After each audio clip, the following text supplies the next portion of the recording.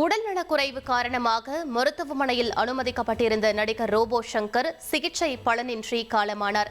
மஞ்சள் காமாலை நோயால் ஏற்கனவே பாதிக்கப்பட்டிருந்த நிலையில் கல்லீரல், சிறுநீரகம் பாதிப்பால் மருத்துவமனையில் அனுமதிக்கப்பட்டிருந்தார். தனது தனித்துவமான நகைச்சுவையால் ரசிகர்களை கவர்ந்தவர் ரோபோ சங்கர். விஜயுடன் புலி, அஜித்துடன் விஸ்வாசம், தனுஷுடன் மாரி படங்களில் ரோபோ சங்கர் நடித்திருந்தார். ரோபோ சங்கர் மறைந்த செய்தி அறிந்து மிகவும் வருத்தமடைந்ததாக முதலமைச்சர் ஸ்டாலின் தெரிவித்துள்ளார். தமிழ்நாட்டு மக்களை மகிழ்வித்தவர் ரோபோ சங்கர் என்றும், ரோபோ சங்கரின் குடும்பத்தினருக்கு தனது ஆழ்ந்த இரங்கல் என்றும் அவர் கூறியுள்ளார்.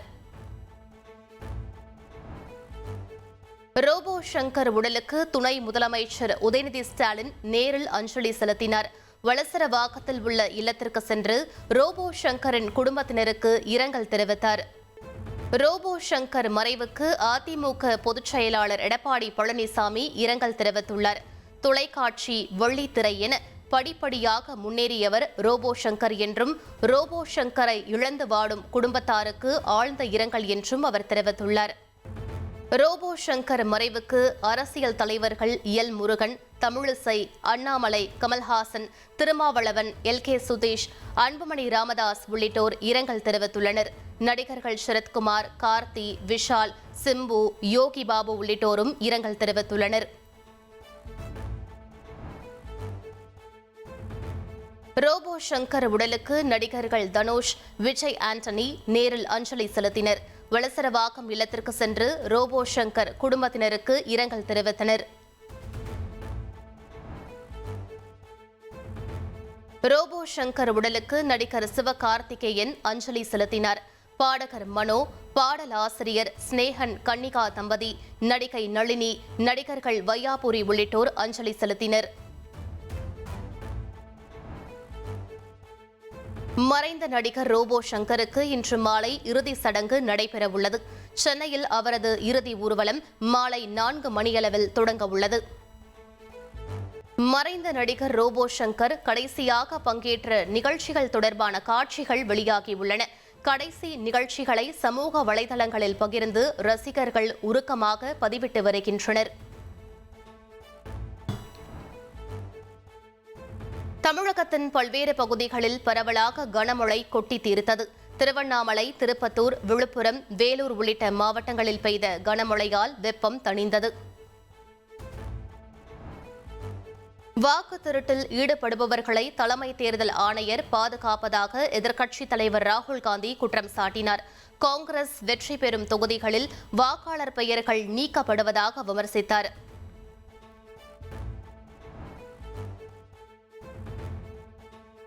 வாக்கு திருட்டு விவகாரத்தில் போலி எண்களை கர்நாடக சிஐடிக்கு ஒரு வாரத்தில் வழங்க வேண்டும் என தேர்தல் ஆணையத்திற்கு ராகுல் காந்தி கெடு விதித்துள்ளார். ஹைட்ரஜன் வெடிகுண்டை தான் இன்னும் வெளியிடவில்லை என தெரிவித்தார். ராகுல் காந்தியின் குற்றச்சாட்டுகள் தவறானவை, ஆதாரமற்றவை என தேர்தல் ஆணையம் மறுப்பு தெரிவித்துள்ளது. ஆன்லைன் மூலமாக வாக்காளர் பட்டியலிலிருந்து நீக்க முடியாது என விளக்கமளித்துள்ளது. ராகுல் காந்தி யாத்திரை மேற்கொள்வது வாக்கு திருட்டை தடுக்க அல்ல, வங்கதேச ஊடுருவல்காரர்களை பாதுகாக்கத்தான் என அமித்ஷா விமர்சித்துள்ளார். பீகாரில் காங்கிரஸ் ஆட்சிக்கு வந்தால் ஒவ்வொரு மாவட்டத்திலும் ஊடுருவல்காரர்கள் மட்டுமே இருப்பார்கள் எனவும் தெரிவித்தார். வெளிப்படையாக அறிவித்துவிட்டே மத்திய உள்துறை அமைச்சர் அமித்ஷாவை சந்தித்தேன். முகத்தை மறைக்க தனக்கு எல்லளவும் அவசியமில்லை என முதலமைச்சர் ஸ்டாலினுக்கு எதிர்க்கட்சித் தலைவர் எடப்பாடி பழனிசாமி பதிலளித்துள்ளார்.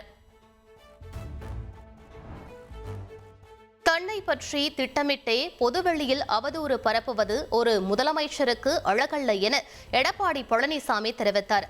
முன்பு செந்தில் பாலாஜியை கடுமையாக விமர்சித்த முதலமைச்சர் தற்போது புகழ்ந்து பேசுவதாக வீடியோ வெளியிட்டு குற்றம் சாட்டினார். எடப்பாடி பழனிசாமியை முதலமைச்சர் வேட்பாளராக ஏற்றுக்கொண்டேன் என எங்கேயும் சொல்லவில்லை. நயினார் நாகேந்திரன் தவறாக சொல்கிறார் என டிடிவி தினகரன் தெரிவித்துள்ளார். முதலமைச்சர் வேட்பாளராக இபிஎஸ் இருக்கும் வரை ஏற்க மாட்டோம், அது தற்கொலை முயற்சிக்கு சமம் எனவும் அவர் கூறியுள்ளார்.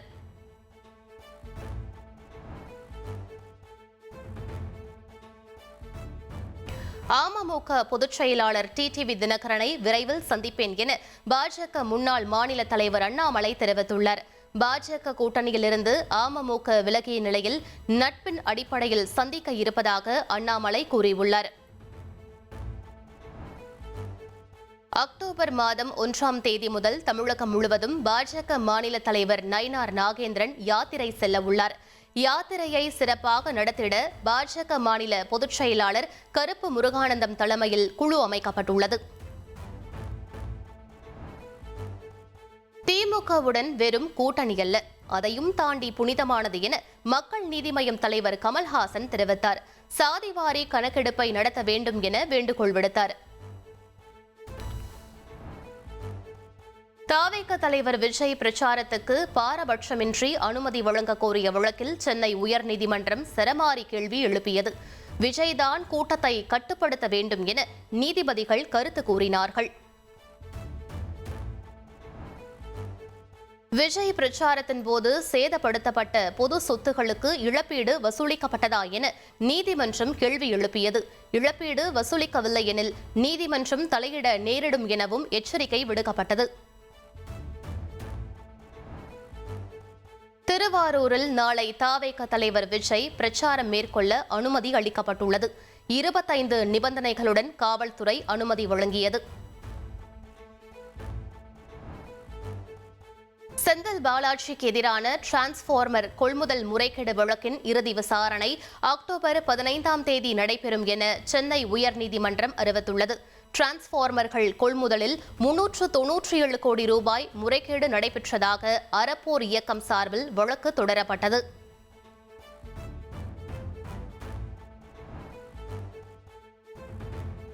ஏர் இண்டியா விமான விபத்து தொடர்பாக போயிங் நிறுவனத்திற்கு எதிராக இறந்தவர்களின் குடும்பத்தினர் வழக்கு தொடர்ந்துள்ளனர்.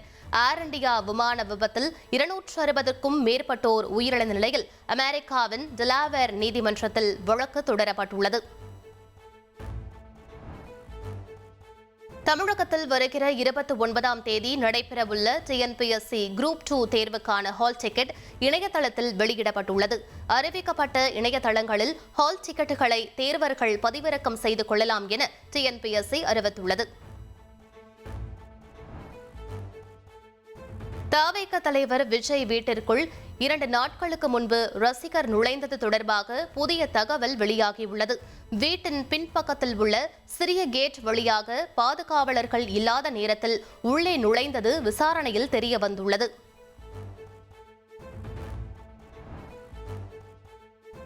இந்தியாவில் ஆப்பிள் நிறுவனத்தின் ஐபோன் 17 சீரீஸ் விற்பனை தொடங்கியது. டெல்லி, மும்பை உள்ளிட்ட நகரங்களில் ஐபோன் 17ஐ வாங்க இளைஞர்கள் ஆப்பிள் ஸ்டோர் முன்பாக அதிகாலை முதல் நீண்ட வரிசையில் காத்துள்ளனர். சந்திரயான் 4 விண்கலத்தில் AI தொழில்நுட்பம் பயன்படுத்தப்படும் என இஸ்ரோ தலைவர் நாராயணன் தெரிவித்துள்ளார். சந்திரயான் 4 மூலம் நிலவிலிருந்து மாதிரிகளை எடுத்து வர திட்டமிடப்பட்டுள்ளது. வேலூரில் மருத்துவம் படிக்காமல் மருத்துவம் பார்த்து வந்த 8 போலி மருத்துவர்கள் கைது செய்யப்பட்டுள்ளனர். கைது செய்யப்பட்டவர்களிடமிருந்து மருத்துவ சாதனங்களையும் காவல்துறையினர் பறிமுதல் செய்தனர்.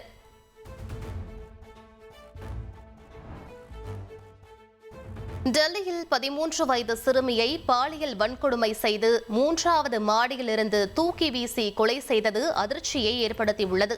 புகார் மீது போலீசார் எந்த நடவடிக்கையும் எடுக்கவில்லை என்று சிறுமியின் தாய் உட்பட ஏராளமானோர் போராட்டத்தில் ஈடுபட்டனர்.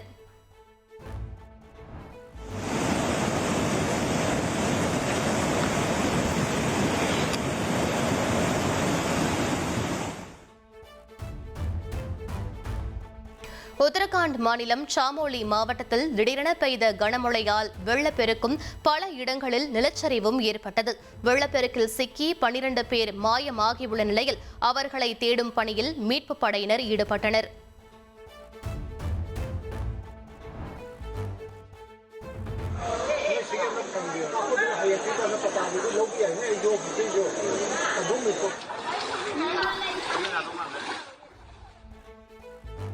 மணிப்பூர் மாநிலத்தில் இம்பால் ஆற்றில் ஏற்பட்ட பெருவெள்ளத்தால் குடியிருப்புகள், விளைநிலங்கள் தண்ணீரில் மூழ்கின. ஆயிரக்கணக்கான மக்கள் முகாம்களில் தங்க வைக்கப்பட்டுள்ள நிலையில் ராணுவம் மூலம் உணவு உள்ளிட்ட அத்தியாவசிய பொருட்கள் வழங்கப்பட்டன. பாலஸ்தீனத்தை ஒரு நாடாக அங்கீகரிக்கும் பிரிட்டன் பிரதமர் கெய்ர் ஸ்டார்மரின் திட்டத்தில் உடன்பாடு இல்லை. பிரிட்டன் சுற்றுப்பயணம் சென்ற அமெரிக்க அதிபர் ட்ரம்ப் இவ்வாறு தெரிவித்துள்ளார்.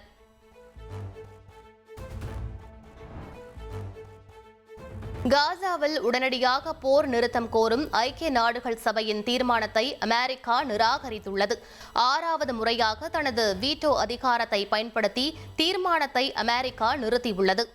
ஆசிய கோப்பை கிரிக்கெட் தொடரின் லீக் போட்டியில் ஆப்கானிஸ்தானை 6 விக்கெட் வித்தியாசத்தில் இலங்கை வீழ்த்தியது. குரூப் பி பிரிவில் இலங்கை மற்றும் வங்கதேசம் சூப்பர் 4 சுற்றுக்கு முன்னேறிய நிலையில் ஆப்கானிஸ்தான் வெளியேறியது.